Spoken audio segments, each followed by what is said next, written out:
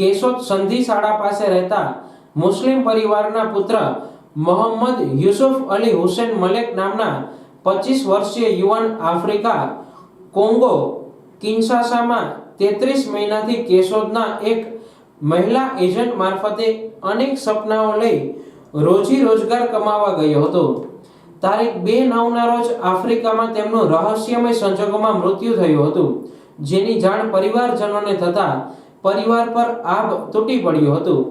આર્થિક રીતે અતિ ગરીબ પરિવારને પોતાના પુત્રને 7 સમંદર પાર શું થયું હશે અને તેનો મૃતદેહ કઈ રીતે ભારત પરત લાવવો તે અસમંજસમાં મુકાયા હતા અને બનાવના 3 દિવસ બાદ સમગ્ર મામલો મુસ્લિમ એકતા મંચના અધ્યક્ષ અને મુસ્લિમ અગ્રણી ઇમ્તિયાઝ પઠાણ પાસે પહોંચ્યો હતો અને પછી યુવકના પાર્થિવ દેહને માદરે વતન લાવવા કવાયત શરૂ કરવામાં આવી હતી।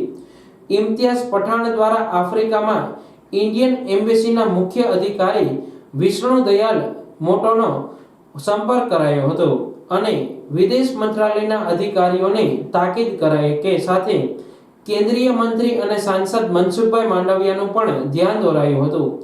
આફ્રિકા સ્થિત અને મૂળ ભારતના મુસ્લિમ આગેવાનોને પણ આ મામલે સક્રિય કરવામાં આવ્યા હતા।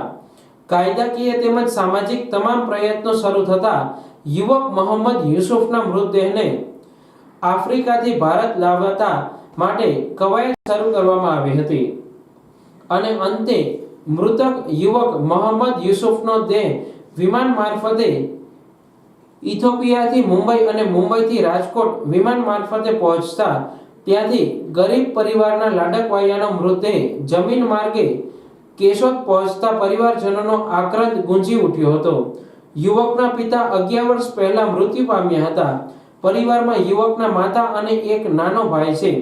યુવકની દફનવિધિ સમયે મોટી સંખ્યામાં જૂનાગઢ જિલ્લાના મુસ્લિમ બિરાદરો જોડાયા હતા અને યુવકના મૃતદેહને માદરે વતન લાવવા માટે એડી ચોટીનું જોર લગાવી જહેમત ઉઠાવનાર મુસ્લિમ અગ્રણી ઇમ્તિયાઝ પઠાણે જનાઝામાં દફનવિધિ સુધી હાજર રહી પરિવારને સાંત્વના પાઠવી અને દુઃખદ ઘડીમાં સમાજ સાથે હોવાનો અહેસાસ કરાવ્યો હતો।